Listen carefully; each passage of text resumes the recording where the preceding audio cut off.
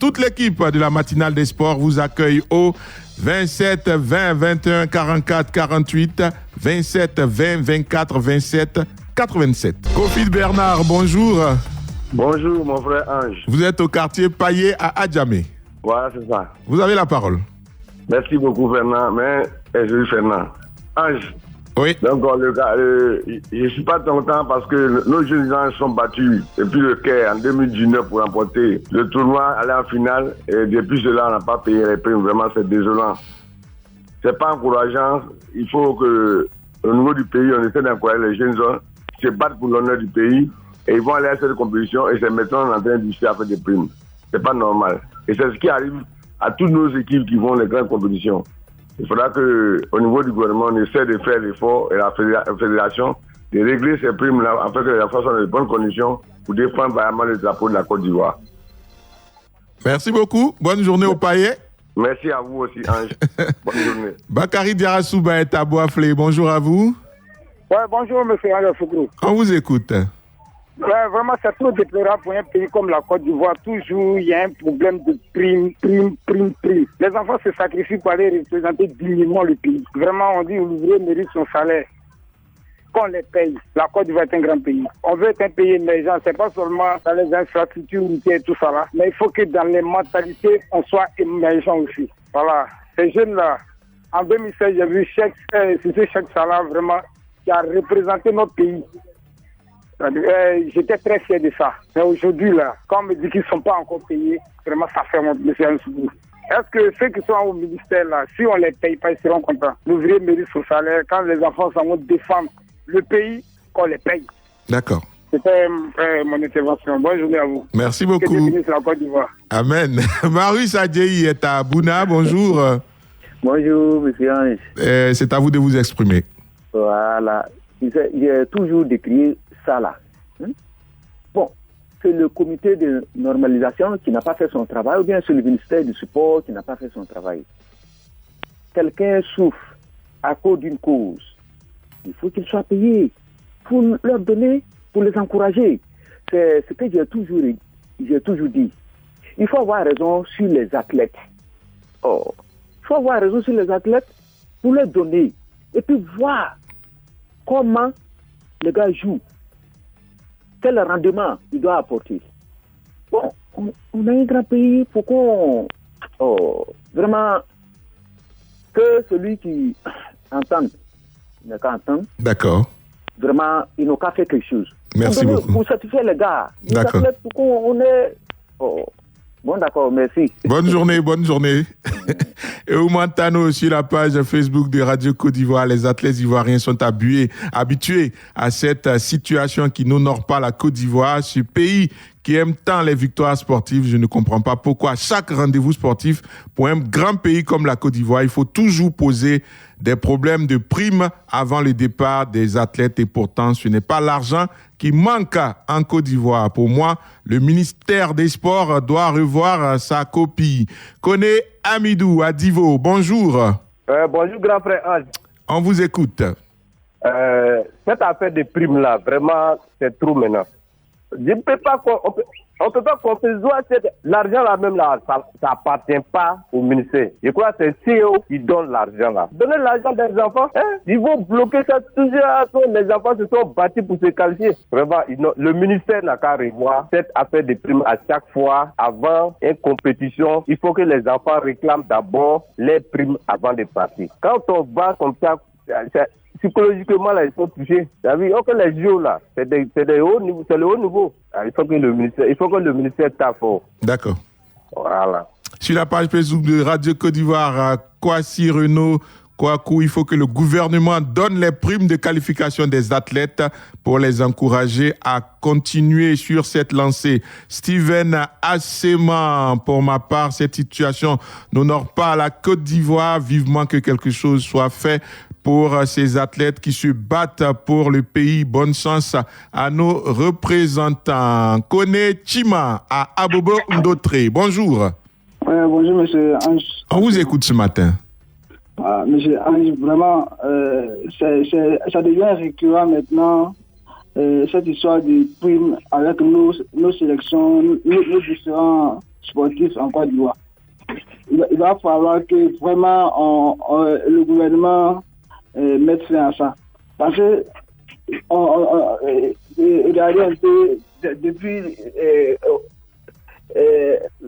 la CAN, les enfants ont joué, on n'a pas pu rapporter la compétition. Mais il faut leur donner leurs primes. On ne doit pas attendre 2 mois, 3 mois pour donner les primes. Et puis c'est les jeunes qui réclament les primes. C'est pas intéressant. Quand c'est comme ça n'encourage pas. Ça casse le moral même des sportifs. Il va falloir que nous mettons fin à ça. Parce que nous sommes dans un pays, on parle de l'émergence, mais il faut que le sport émerge. Hein? D'accord. On espère que cette année sera la dernière, quoi. D'accord.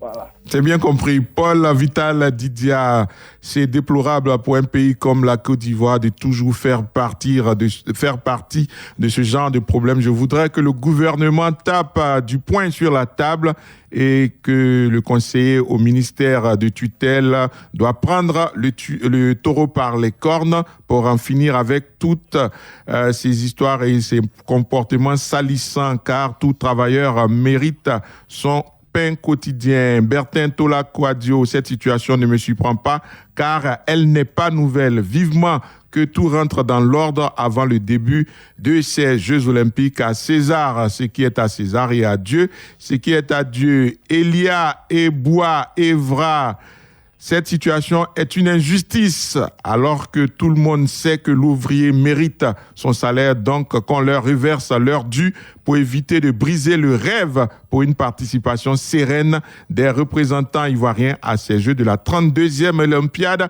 de l'ère moderne. Le dernier auditeur pour ce matin, Aristide Momblé à Nyondrou Koubli. Bonjour. Il est parti, Aristide? D'accord. On part avec nos experts qui sont bien là. Bonjour, Choualio Diomandé. Bonjour, Ange. Bonjour, coach Israël Oussou. Bonjour, Ange. Coach Oussou, votre avis? Mais écoutez, c'est une situation qui est vraiment déplorable parce que c'est récurrent. Et malheureusement, c'est quelque chose qui est négligé, beaucoup négligé et qui agit sur la performance des athlètes.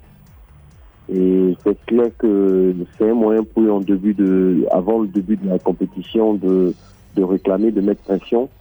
Mais en même temps aussi, pour moi, ça crée des ordres. Sur le plan mental, ça crée des ordres. Ça ne crée pas de sérénité absolue avant le début de cette compétition. Sachant que c'est une compétition qui rapporte beaucoup à un pays et qui permet à un pays d'avoir une certaine notoriété sur le plan sportif. Je pense que c'est quelque chose sur lequel on devrait véritablement se pencher. Comme il a dit, il y a un auditeur précédent vous avez venu de le dire tout à l'heure, il faudrait qu'au niveau du gouvernement, puisque c'est l'État qui notamment octroie ces primes au ministère, que le ministère le mette à disposition des athlètes, il faudrait véritablement que l'État se penche dessus pour véritablement mettre une structure en place qui va véritablement s'en occuper, faire les contrôles qu'il faut pour qu'on n'ait plus à avoir ce genre de problème. Parce que tout ça aussi fait partie du développement et à chaque fois on a les mêmes problèmes, même avec les équipes nationales A. On a les mêmes problèmes. Donc c'est vraiment récurrent et c'est vraiment dommage pour un pays comme la Côte d'Ivoire. Il faudrait vraiment mettre en place des structures capables de véritablement gérer tout cela. D'accord. Manoa Franck Aristide Nacha sur la page Facebook. Pour ma part, cela n'honore pas notre pays. Da Martial, je suis écœuré par cet amateurisme qui règne depuis un certain moment concernant les primes impayées dans le domaine du sport. En tout état de cause, il faut faire une audite bien méritée pour traquer ces personnes véreuses qui sont tapées dans l'ombre pour que cela soit anéanti une bonne fois pour toutes. Choualio Diomandé. Écoutez, Ange, vous savez que c'est pas nouveau, c'est vraiment dommageable. Ça fait près de 10 ans, nous critiquons cela, mais ça ne change pas. Et c'est véritablement un serpent de mer. On ne peut pas participer à une telle compétition sans motiver les athlètes et sans préparation. Regardez même les footballeurs, ils sont livrés à eux-mêmes. c'est vraiment dommage. Moi, je pense qu'il faut, une fois, régler ce problème de primes. Il y a eu des gens qui ont détourné des primes ici en 2015, après la CAN, en Guinée équatoriale. Mais il n'y a rien eu, et ça continue. Il y a une véritable mafia au niveau des primes des athlètes, au niveau des compétitions internationales. Il faut démanteler cette mafia-là qui est en train de gangrener, qui est en train de déposer tous ces athlètes. Ils vont défendre la couleur de la Côte d'Ivoire. Ils ne vont pas défendre la couleur de notre pays, ils vont défendre la couleur de la Côte d'Ivoire, mais il faut la motiver. Quand j'apprends que pour des footballeurs qui vont participer au JO, pour les matchs amicaux qui étaient prévus, on prévoyait 50 000 francs. 50 000 francs comme prime. C'est-à-dire qu'il y avait 3 matchs prévus, 150 000 francs. La Côte d'Ivoire, la grande Côte d'Ivoire. Mais franchement, Ange, il y a de quoi désespérer. D'accord. Merci à Yao Michel Kofi pour sa réaction sur notre page Facebook, celle de Radio Côte d'Ivoire. Merci à tous pour vos contributions également de suivre ce programme. Après nous, le journal Afrique de Radio Côte d'Ivoire présenté par Jérôme Kouakou à 8h. Réalisation ce matin, Aïssata Koulibaly. La technique a été assurée par Clémence Cole. Excellente semaine à tous. À demain matin, 7h30. Radio Côte d'Ivoire, Abidjan, 88.fm.